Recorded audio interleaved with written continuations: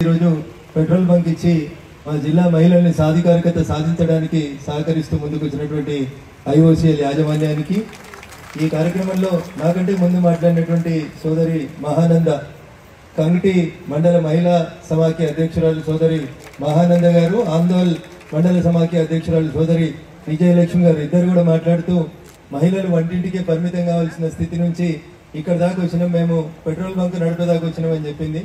ఇప్పటికే స్థానిక సంస్థల్లో 50% ఉన్న మీరు వచ్చే అసెంబ్లీ ఎన్నికల్లో, వచ్చే పార్లమెంట్ ఎన్నికల్లో 33% రిజర్వేషన్ తీసుకొని మాలాగా వేదిక మీదకి మీరు కూడా 33% రావడానికి భారత ప్రభుత్వం మీకు అధికారం కల్పించింది, అవకాశం కల్పించింది. కాబట్టి సోదరి మహానంద చెప్పినట్టు ఇప్పటి నుంచి మీరు అంతా ప్రిపేర్ కావాలి.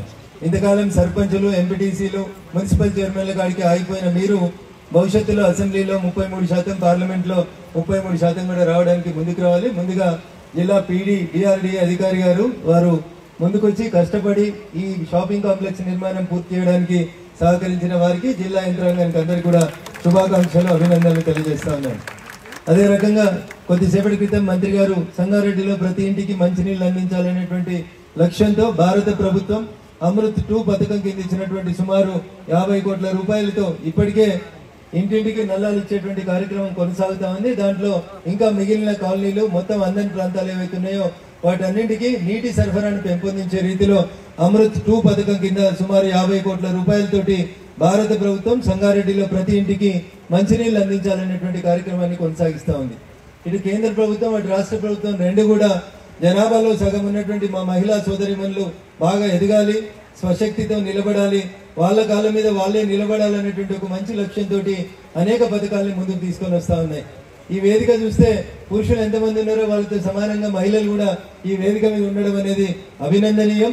భవిష్యత్తులో ఇంకా మీరు ముందడుగు వేయాలని చెప్పి మనస్ఫూర్తిగా కోరుకుంటా ఉన్నాను. ఒక పురుషుడు చదువుకుంటే కేవలం తన స్వార్థం, తన మటుకు తానే చూసుకుంటాడు. కానీ ఒక తల్లి చదువుకుంటే ఆ కుటుంబం మొత్తం బాగుపడుతుంది అనేటువంటి నానుడిని మీరంతా ముందుకు తీసుకెళ్లాలి. సోదరి మనులంతా ప్రభుత్వాల నుంచి వచ్చేటువంటి ప్రతి పథకాన్ని గొప్పగా సద్వినియోగం చేసుకొని ముందుకు పోవాలి.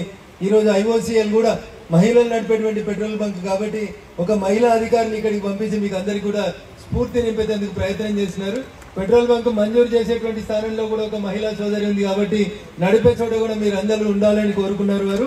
భవిష్యత్తులో మహిళల ప్రాధాన్యం ప్రతి చోట కూడా పురుషులతో సమానంగా ఎదగాలని మనస్ఫూర్తిగా కోరుకుంటూ, ఈ దేశ ప్రథమ మహిళగా గతంలో ఒకరు, ప్రస్తుతం ఒకరు పనిచేస్తా ఉన్నారు. కాబట్టి మేము వంటింటికే ఉండాలా, మేము స్కూల్కే ఉండాలా అనేటువంటి ఆత్మన్యూనత భావం నుంచి మా సోదరి మనులందరూ బయటికి రావాలి.